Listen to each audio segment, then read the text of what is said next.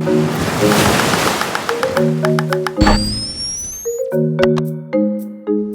Saturday, I went to my grandma's house. Arthur, you're next. On Saturday, I went to my grandma's. Oh, this is gonna be fascinating. No, it wasn't boring. Grandma! I had a lot of fun. This past weekend was the annual applesauce making event for her and I. The tradition actually started years ago when my sister was sick and my grandma was taking care of me. 11-year-old me begrudgingly got dragged to the farmer's market to collect apples. But by lunchtime, the applesauce was finished and I'd tasted it and I was ready and on board for next year.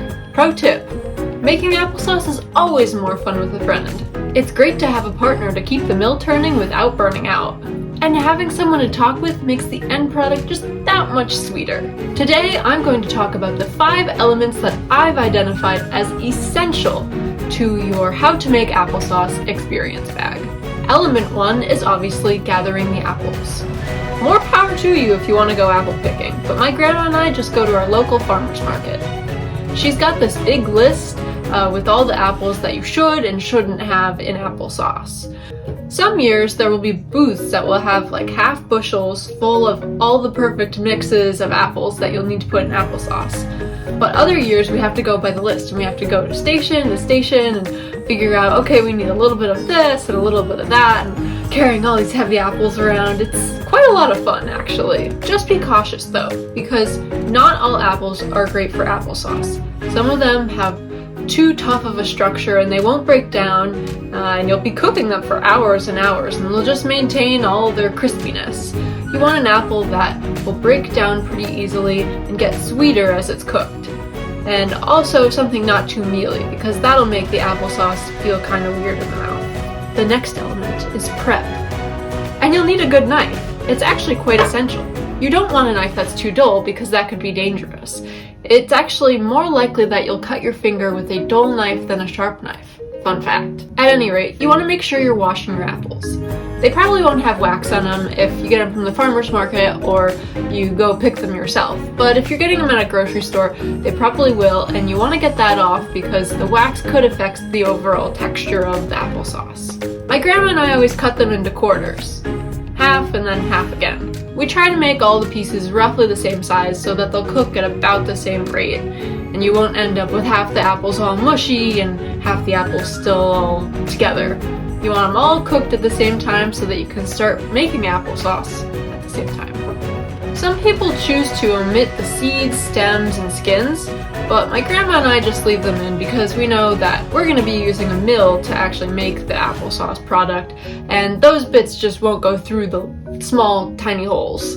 But if you're making applesauce without a mill and you're just going to mash it and kind of strain it, then you'll want to take out all the seeds and skin. It'll make it a lot easier.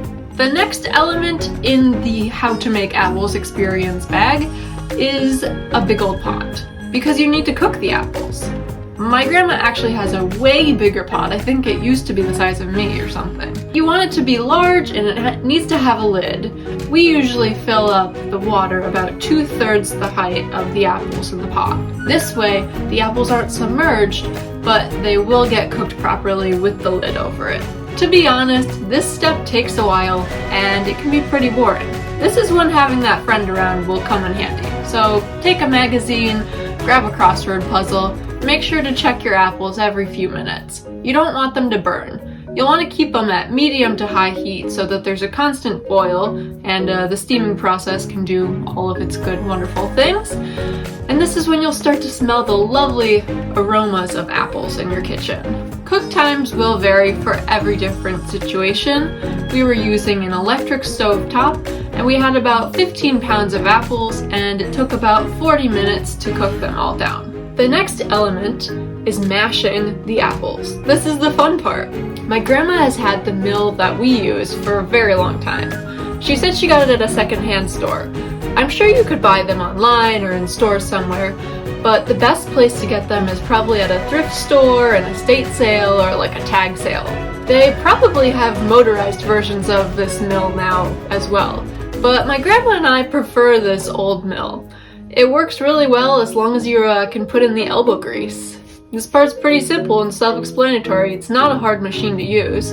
You just scoop in the hot, steamy, mushy apples, and then you crank the mill around, and there's a piece of metal that's kind of like a wedge. So as the apples are going in, they get pinched at one point, and then they go through the mill into these tiny little perforations, and that's where the applesauce comes out. And you'll want to have a pot underneath to catch all of the applesauce, obviously.